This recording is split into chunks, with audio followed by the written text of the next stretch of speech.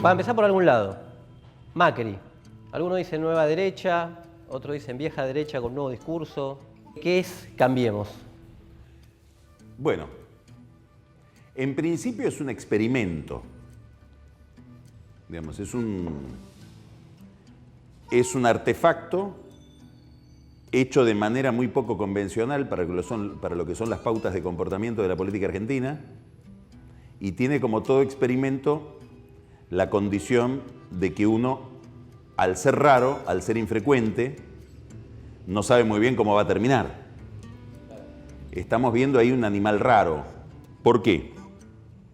Primero, porque es una coalición muy reciente.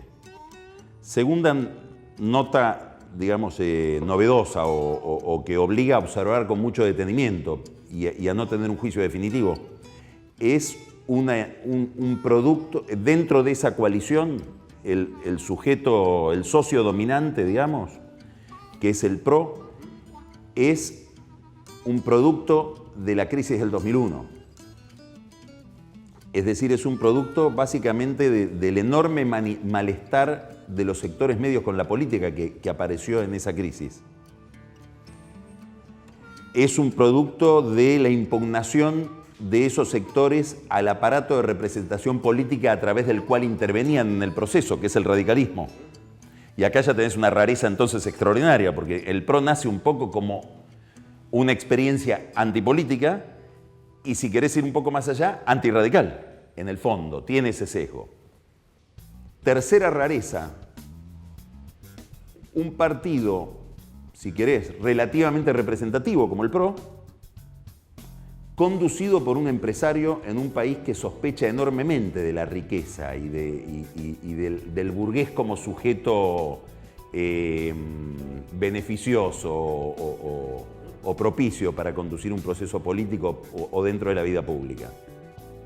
Tiendo a pensar que en el corazón de Cambiemos hay una especie de supuesto, de hipótesis, si querés de fantasía, de que los males de la política pueden ser redimidos con una lógica ajena a la política. Después de un fenómeno hiperpolítico como el kirchnerismo, es como si parte de la sociedad hubiera ido a las empresas, a las corporaciones, a ver si estos tipos que manejan organizaciones complejas, saben de costos, hacen planes intertemporales, son exitosos, tienen la racionalidad del dinero, digamos, y del negocio, si eso no vendrá a redimirnos de las crisis cíclicas en las que nos mete la política. Obviamente, en los términos convencionales de derecha e izquierda, son, como dice Iglesias Silla, la derecha con corazón. Es una especie de derecha culposa, que tiene que volver al mercado, tiene que poner en el centro de la escena al inversor, está obligada a eso por su concepción ideológica y por la necesidad de resolver una escena económica desde ese punto de vista, y se encuentra con la lápida que pesa sobre la memoria del capitalismo en la Argentina, que son los 90. ¿Tiene un plan? O sea, bajar la inflación vía recesión, el aumento de tarifas no le ha dado todavía un aire fiscal, como por ejemplo algunos reclaman. Las inversiones vienen dólares, pero más bien para la especulación, entiendo yo, todavía no esa masa que prometían. ¿Cómo es la economía? Yo creo que ellos tienen un plan, sin duda. Está clarísimo que hay un plan. Yo lo veo bastante claro, digamos. Lo que tenemos que preguntarnos son los límites de ese plan. El plan es, primero, recrear las condiciones. El plan es poner al inversor en el centro de la escena.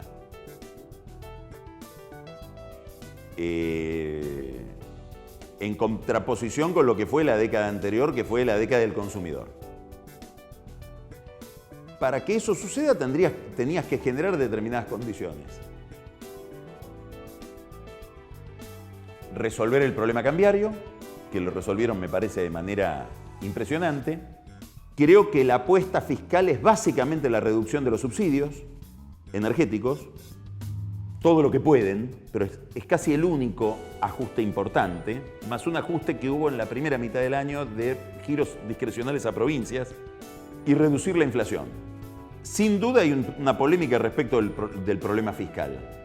Y el gobierno creo que ahí tiene un plan clarísimo, que es apalancarse en la única virtud macroeconómica que deja Cristina, que es una capacidad de endeudamiento impresionante. Entonces, cuando miremos la historia, como si nos pusiéramos en un historiador del año 2090 y veamos este periodo, decimos, bueno, estos tipos, claro, aprovecharon la condición, la ventaja casi única que les deja dentro de este orden económico Cristina como para poder hacer un ajuste menos doloroso. Menos doloroso por varias razones. Primero, porque son empresarios. Ahí hay una declaración de Pichetto que a mí me resultó extraordinariamente reveladora, que es: son almas bellas que gobiernan con culpa. Gobiernan con culpa, y eso donde más se ve es en lo fiscal. No sé si Massa sería tan gradualista como Macri, puesto frente a la escena fiscal. Segundo, porque el modelo anterior no estalló. Por eso tienen que escribir un libro del Estado del Estado y explicarte cuál fue la herencia, porque la herencia negativa no se terminó de ver. Menem no necesitó escribir un libro sobre la economía que había dejado Alfonsín. Se veían las llamas. Y Duhalde no necesitó escribir un libro sobre la economía que había dejado la convertibilidad y de la Rúa. Se veían las llamas. Bien, el peronismo, López, el kirchnerismo, bueno, Pérez Corradi ahora, que hay que ver qué es lo que dice. Digamos, cuán grave es la crisis del kirchnerismo y qué efectos puede tener sobre el peronismo de conjunto. Leía una entrevista a Malamud que le hizo Diego Genú, que se publicó en La Política Online, que contra lo que todo el mundo piensa, dice esto le facilita a Macri la situación o porque le da una excusa y le permite ensuciar a todo el peronismo, dice, sacándose el lastre del kirchnerismo porque son los que estaban con López en el convento, el peronismo se puede unificar detrás de una figura como Massa o digamos, dejando afuera el kirchnerismo. A ver, vamos de lo particular a lo general. Macri llegó al poder por vía de un balotaje, otra rareza de Cambiemos. Quiere decir que, ¿cuántos son los votos de Macri puros? Si vamos a la matemática electoral, 24% los que sacó en las primarias, 32 los que sacó en la primera vuelta. Hay un tramo, si querés, de 24 a 51, de 32 a 51, que es un voto más anti-Kirchner que pro-Macri. Por lo tanto, para fidelizar ese voto, sobre todo en medio del ajuste, a él le viene muy bien mucho López, mucho Pérez Corradi, mucho acto de Cristina. Ahora Marcos Peña debería organizar el segundo acto de Cristina frente a... Y que no se olvide de nadie, que traiga a la Morsa, a Vudú, a Adelía, que traiga todo, porque estamos en lo peor del ajuste. Muy bien.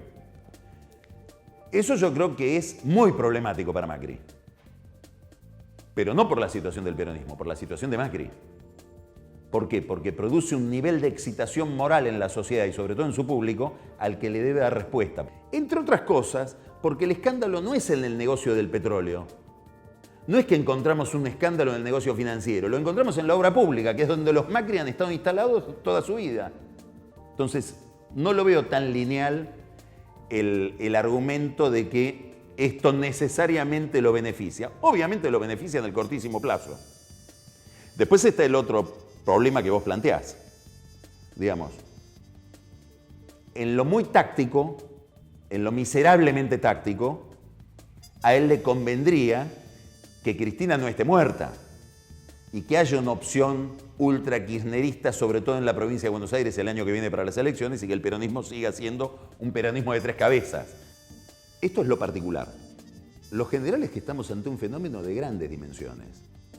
Digamos, yo creo que hoy la corrupción a escala regional es un problema como fueron los golpes de Estado en la década del 70 y el 80, digamos. Es un problema que requiere pensar todo de nuevo. Cuando uno ve el caso Pérez Corradi o ves las vinculaciones entre jueces, sí, empresarios, abogados y funcionarios, y empieza a haber nombres que se repiten en todas las escenas, ya no es el problema de la corrupción como un problema ético-político, de moral individual o de moral colectivo, de cómo uso los recursos de los impuestos que deberían ir a la gente y van al bolsillo del funcionario. Estamos ante un problema de que se ha instalado una nueva clase social que es la mafia. Sobre la ideología de los argentinos, una columnita que había sacado, los argentinos versus el capitalismo, en la columnita de los sábados. No, no me podés medir, porque son 1000 caracteres. No, sí, 1500. Sobre eso... Los conté, eran 1500. Es tramposo preguntar sobre No, eso. no. Es en base a una encuesta de Management and Fit, me parece que también la usó Nathanson, donde dice que de la clase media, los sectores populares, la clase trabajadora, tienen más bien una concepción de que hay que controlar de alguna forma a los empresarios, al mercado, que esa es la ideología promedio, ¿no? Sí, yo creo que, Que Cristina fortalecía ese relato en 2014. Creo que lo dijo de manera brillante Luis Alberto Romero, en un artículo en Clarín, donde dice: Cristina nos propone su discurso como un nuevo modelo, y en realidad está apelando a cosas antiquísimas que están en el consenso muy, muy extendido de la sociedad argentina. Primero, cualquiera sea el tema que estemos analizando, cualquiera sea la cuestión que me sometas a consideración, a priori, como diría Kant, con independencia de la experiencia, lo nacional es mejor que lo extranjero. Segundo, los pobres tienen siempre razón respecto de los ricos. Gran verdad, ¿no? Tercero, cualquiera sea el tema, el Estado siempre va a resolver la cuestión mejor que los privados. Estos tres axiomas, que están en el corazón del discurso del kirchnerismo, tienen un arraigo de décadas en la Argentina. Lo raro ha sido lo otro. Ahí está la dificultad última, ¿no? En ese momento vos decías, Cristina fortalece ese discurso, porque era gran parte de su relato. Lo activa, porque está en nosotros ese discurso, lo activa. Pero no había un líder que contraponga otra cosa. No. Macri todavía no contrapone otra cosa. No, son almas bellas que gobiernan con culpa. El otro discurso es absolutamente culposo. Ahora, este es un problema que vos lo conocés mucho mejor que yo, que es el problema del peronismo. Digamos, el peronismo es un artefacto instalado en el curso de la historia argentina que en alguna medida impide las dos cosas. Impide una derecha liberal competitiva promercado e impide también, y una burguesía promercado competitiva, abierta, etc., e impide también una izquierda arraigada en los sectores populares, también, digamos, con creatividad y con capacidad de expansión para generar el conflicto. La unificación sindical, ¿en qué está? ¿O cómo es el sindicalismo bajo Macri? O bueno, cómo... Primero, el sindicalismo, no necesito explicártelo a vos, se dice de distintas maneras, diría Aristóteles. ¿Qué es el sindicalismo? Un sindicalismo es el sindicalismo, digamos, peronista estatal. ATE, CETERA, la CTA de Yasky, si querés también de Micheli. Para esa gente Macri es una aberración, es un error histórico, es algo que no debería haber sucedido y que es muy difícil de explicar por qué sucedió. Después tenemos el otro sindicalismo, que es el sindicalismo en el cual incluyo a UPCN. Ese sindicalismo de Moyano, digamos, que va de Moyano a Barrio Nuevo, de Hueso Campo a Andrés Rodríguez, Gerardo Martínez. Yo creo que se siente muy cómodo con Macri, está dispuesto a proveerle a Macri paz social, orden. No quiere crisis ese sindicalismo, odia la crisis. Ese sindicalismo no quiere otra crisis importante. Por lo tanto, es como los gobernadores son aliados para la gobernabilidad. Y además hay otro problema, que la crisis genera expansión de la izquierda dentro del movimiento obrero, que es un tema muy ligado a ustedes, digamos, ¿no? Digamos, el papel que han cumplido los sectores trotskistas y los sectores, digamos, de izquierda revolucionaria, más ligados a la vida sindical que a la vida del movimiento de los desocupados, para generar problemas e impugnar y generar, interpelar, digamos, la dirigencia clásica de muchos gremios que tienen están arraigados en el sector privado de la economía. Entonces, esta es otra razón por la que quieren, en el fondo, que a Macri le vaya bien. Ahora, le quieren cobrar eso a Macri. Van a ir a un proceso de unificación sindical que hay que ver cómo se realiza. Para mí ahí hay una incógnita importante. Moyano ahí es como Lilita, inencuadrable. Hay hasta características personales que lo vuelven difícil de contener. Entonces quiero ver cómo se realiza. ¿Cómo ves el rol del Papa en esta transición, digamos? Bueno, yo creo que el Papa es una persona, Bergoglio, digamos, ¿no? Es una personalidad política extraordinariamente compleja. No se puede hacer una lectura lineal. Primero hay que pensar que es un cura muy politizado, que se ha visto a sí mismo a lo largo de su vida en muchas ocasiones como un militante político. Tiene un grupo de amigos que lo ve como político, como un dirigente político, que lo llaman el compañero Jorge, sindicalistas, etcétera, de cuando él era obispo acá y antes. Quiere decir que es un hombre en cuya vida la política es mucho más marcante que en otros líderes religiosos. Y es peronista. Y tiene una visión del proceso histórico, de la modernidad, de la economía, decadentista. Ver la modernidad como una decadencia, como una degradación. Obviamente, un gobierno basado en un empresario, constituido alrededor de un grupo de tecnócratas cuya cabeza está formada en las corporaciones capitalistas, ni siquiera en los partidos, mucho menos en las organizaciones sociales con las que puede simpatizar Bergoglio, que cree en la teoría del derrame, por simplificar mucho, le tiene que resultar algo bastante negativo. No nos tenemos que olvidar que Bergoglio es un líder religioso, es un sacerdote, que además llegó a papa, por lo tanto lo religioso no le debe ser indiferente. A esto anterior hay que sumarle que Macri es alguien para quien la religión católica es evidente que no es central en su discurso, no es central en su política, pero es un laicismo Ravi Shankar que le debe resultar a Bergoglio medio cachivachesco para lo que es un papa, ¿no es cierto? Mirado desde la perspectiva de un papa. Me parece un rasgo interesante de Macri, bastante desafiante.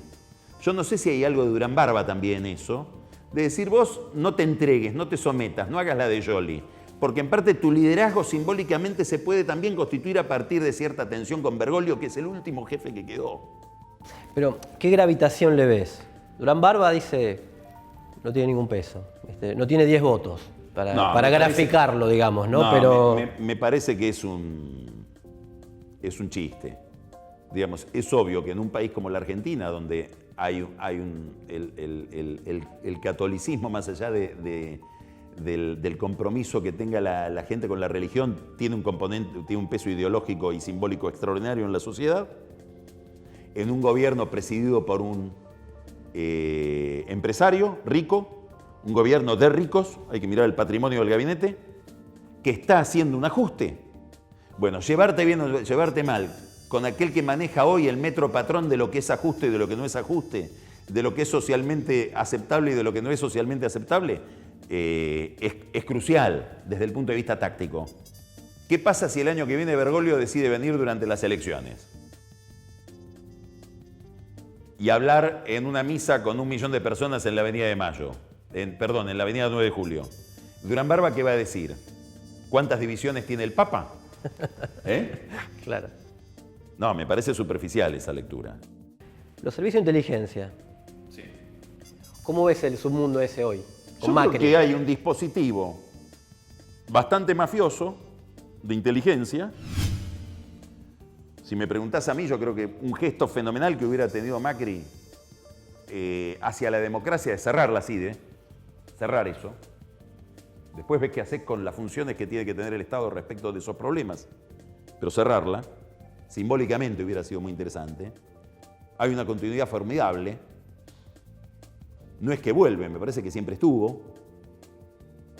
Y que hay funciones de lo que llamaba Bobbio el sotogoverno, el inframundo de la política, que los presidentes deciden aceptarlas y desempeñarlas. Y bueno, y hay gente que está ahí para hacer eso y para brindarte ese servicio, que se lo han prestado a varios presidentes y ahora se lo prestan a Macri. Tenemos al frente del organismo de inteligencia un señor que vivía en Brasil y que pasa parte de su semana en Brasil, dedicado, como vos decías, a la compraventa de jugadores de fútbol, que es un negocio bastante vidrioso. Mitad de la AFI conducida por una exdiputada que estuvo, como vos decías, muchos años en una comisión de control de los organismos de inteligencia en la cual no se hizo ninguna pregunta respecto de todo lo que vimos. Todo el caso Nisman corrió un velo sobre un chiquero que es los organismos de inteligencia. Le concede el control de jurídicos de la AFI a Angelici, que es un empresario del juego, ligado a la justicia federal, operador en la justicia federal, con lo cual, y todo esto auxiliado por Galea, que es el que se encarga de las finanzas, que reporta a Darío Richarte, que era el abogado del elenco de corruptos del gobierno anterior al servicio de Estiuso. Renuncia a esas defensas cuando de Estiuso deja la CIDE. Todo este entramado, que hay que hacer un mapa para explicarlo, ¿qué implica? Implica que la justicia federal sigue subordinada a los servicios de inteligencia de manera cada vez más degradada. Desde Menem hasta acá. Bueno, esto es un dato fenomenal para que quiera entender por qué la Argentina tiene un proyecto de corrupción y de instalación de mafias en el poder. Es obvio. Me parece que Macri frente a esto no es que no tiene una respuesta, sino que rubricó todo lo anterior y casi te diría que lo empeoró. Vos hablaste del desarrollo de la izquierda trotskista en las organizaciones del movimiento obrero, ¿no? Pero desde tu lugar, políticamente, ¿cómo se ve? Bueno, se ve como... El Frente de Izquierda en su momento en 2013, 2015, una renovación, más diputados. Para mí la gran incógnita va a ser qué significa para la izquierda y para la representación de la izquierda el colapso kirchnerista. Y por lo tanto la posición que tome la izquierda frente a estos temas que son más de la agenda, si querés, del Estado liberal burgués, ¿no? Los temas de corrupción, de institucionalidad, etcétera, que es donde lo otro está colapsando. Entonces ahí hay todo un tema para pensar, fuera de los reflejos habituales de pensamiento, del pensamiento marxista, digamos, ¿no? Y después hay que ver cómo evoluciona la política pura, digamos, la política de representación parlamentaria, digamos, ahí tiene una escena que no tenían antes y que es lo más interesante de los últimos años, para mirar, que es este desarrollo, este avance de la izquierda en las elecciones locales, más interesante me parece en el 2013 que en el 2015, con una convergencia de distintas facciones que también les ha costado mucho, digamos, han logrado con mucha dificultad, uno ve el ruido todo el tiempo, pero romper la cariocinesis clásica, digamos, me parece que es un fenómeno muy interesante a indagar cuando a escala local y uno mira que a escala regional está muy impugnada la izquierda populista nacionalista clásica, digamos.